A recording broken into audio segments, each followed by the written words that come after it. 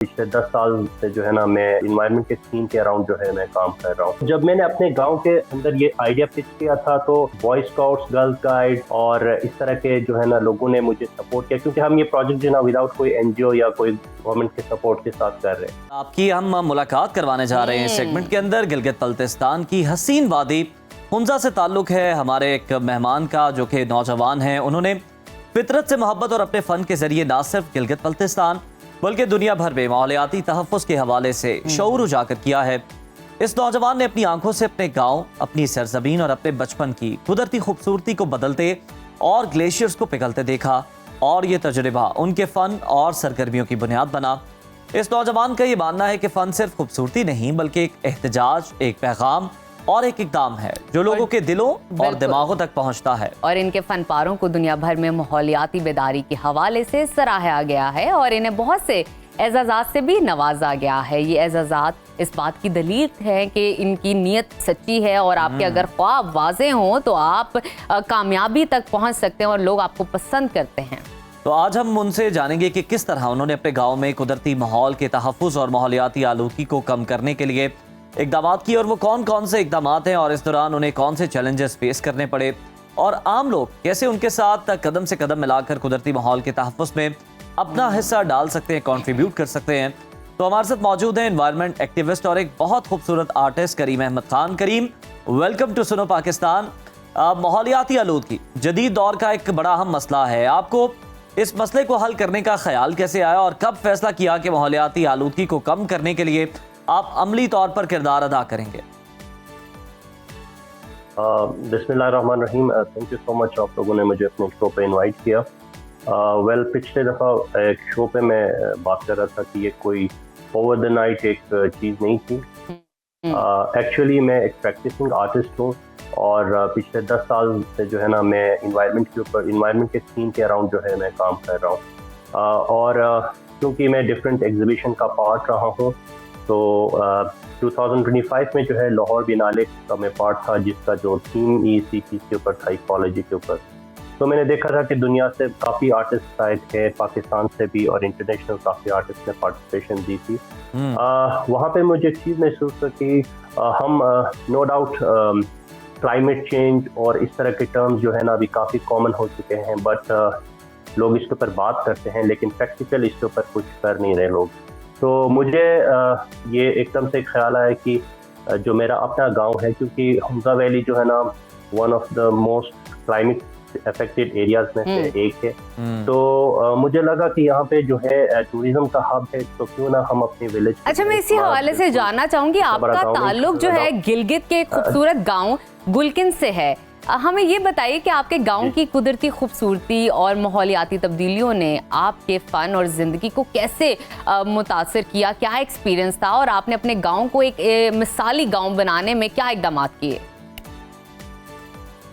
देखिए, no doubt है, being an artist जो है ना, आप जब नेचर के अंदर रहते हैं तो नेचर जो है ना काफ़ी पॉजिटिव तरीके से आपके ऊपर जो है ना असरअंदाज होता है। तो मेरा काम ही जो है ना वो नेचर के साथ है।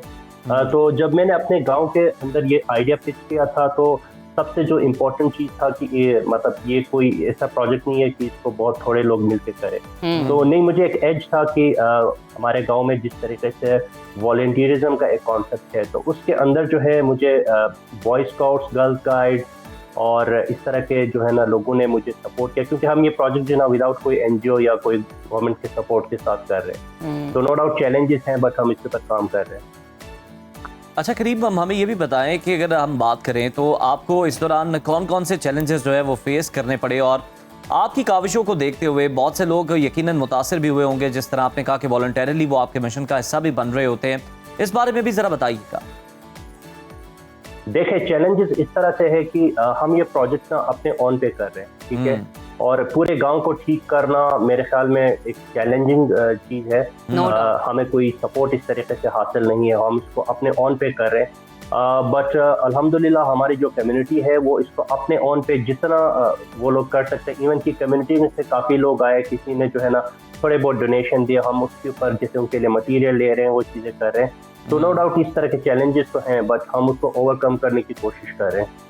चलें, आपके लिए बेस्ट विशेस है। मैं मजीद इन डिटेल आपसे जानना चाहूँगी कि आपने सी बकथॉर्न जैसे मकामी पौधे को अपने फन और माहौलियाती कैंपेन का हिस्सा बनाया है, ये एक बहुत बड़ी बात है।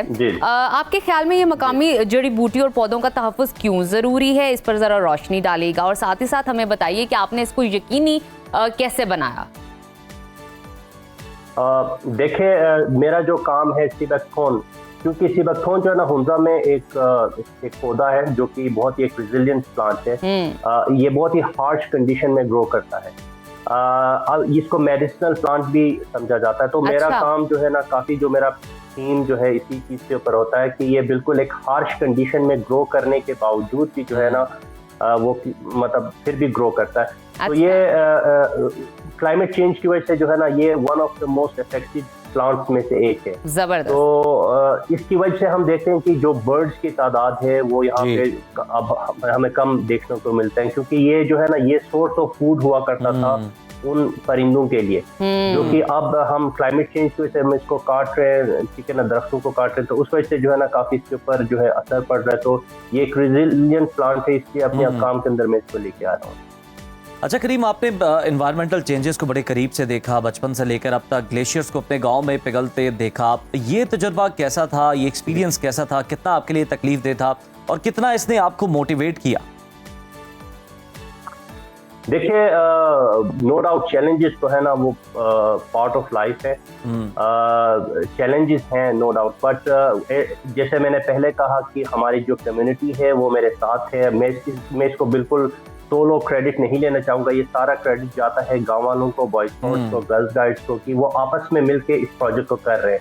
जब मैंने आइडिया शुरू में ये पिच किया था तो शुरू में बड़ा मुश्किल था, बट अब जो है ना जिस तरीके से हमारी यूथ जो है इसके साथ इंगेज हो रही है, सिर्फ ये जो है ना हम क्लाइमेट चेंज के ऊपर नहीं कर रहे हैं बल्कि यूथ इंगेजमेंट के ऊपर, जिस तरीके से पूरी यूथ आके जो है ना इस चीज के ऊपर काम कर रही है, मेरे ख्याल में एक प्लस पॉइंट है। जी बिल्कुल ठीक। मज़ीद आपसे जानना चाहूँगी कि आपको मुख्तलिफ आलमी प्लेटफॉर्म से काफ़ी पजीराई मिली है, लोगों ने प्रेस की है, पसंद किया आपके आइडिया को, आपकी जुर्रत को, आपकी बहादुरी को। मैं जानना चाहती हूँ, आप समझते हैं कि पाकिस्तान में माहौलियाती तहफ़्फ़ुज़ को वो संजीदगी मिली जो मिलनी चाहिए थी, या कुछ कमी रह गई? क्या कहेंगे इस पर? देखिए, मैं सिर्फ इसमें ये बात कहूँगा कि हम जो है ना इसके ऊपर अब जो है ना टॉक्स की जरूरत नहीं है, इसके ऊपर हमें एक्शन की जरूरत है। तो मुझे लगता है कि हमें कोई जो है ना एकदम से जिस क्राइसिस से हम गुजर रहे हैं, मैं इसके ऊपर जो है ना फौरन से एक्शन लेने की जरूरत है। तो मैं चाहूंगा कि बहुत लोग जो है ना सिर्फ इसको प्रैक्टिकली भी जो है ना अप्लाई करें। बिल्कुल ठीक है, बहुत शुक्रिया करीम अहमद, आप हमारे साथ मौजूद थे, बड़ा ज़बरदस्त आप काम कर रहे थे।